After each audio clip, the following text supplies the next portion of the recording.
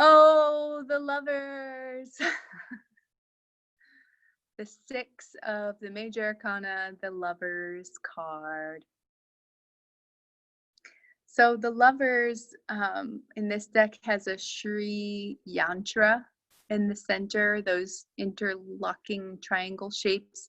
This is a very, very deep ancient symbol, but represents maybe 3 dimensions of being. It can mean a lot.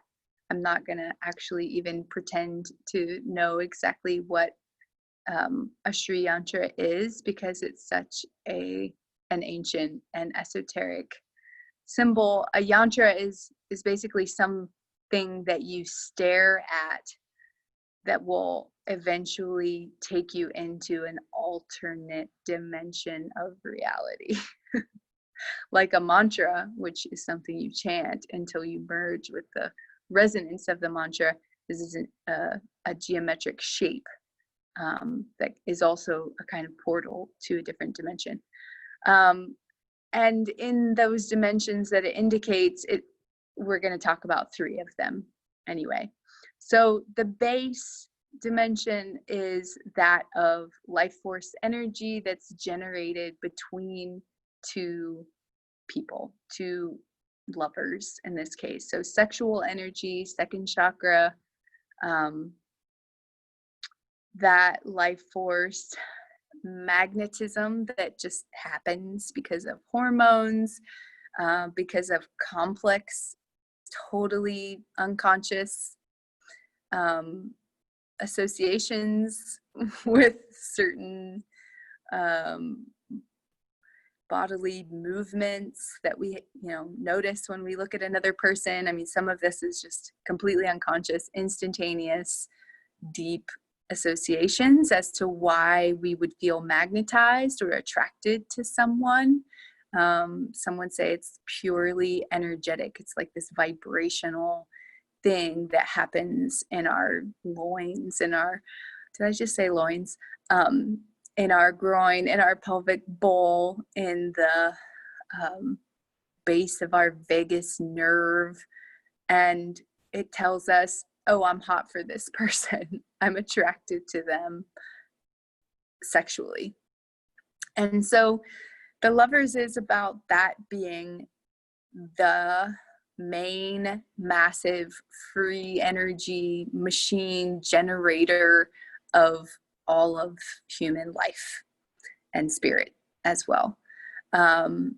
And so if we take that second chakra energy, our desire to merge and fuse with another person, and in Tantra acknowledge that really as a desire to merge with our own soul, to merge with the divine, to merge with pure love, especially to merge with our own heart in the beginning, to like really get to the core of what we actually feel.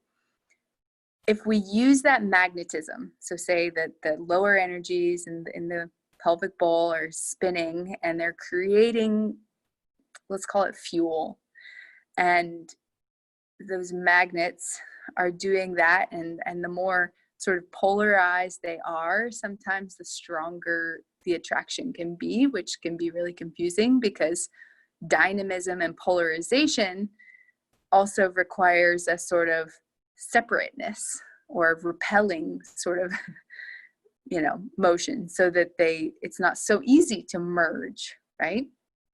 That's where it gets very interesting.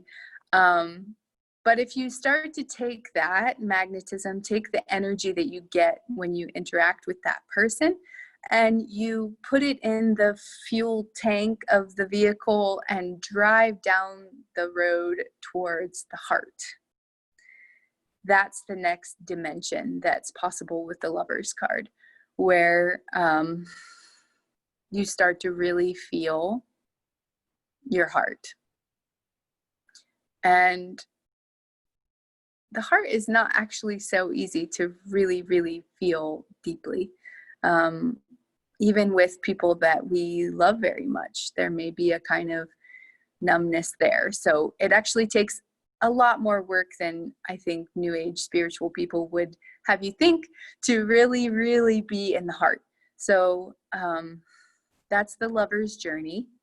And if you arrive in the heart more and more, and you start to truly see your lover as yourself, you see how at their essence, at their core, they really need the same things that you need.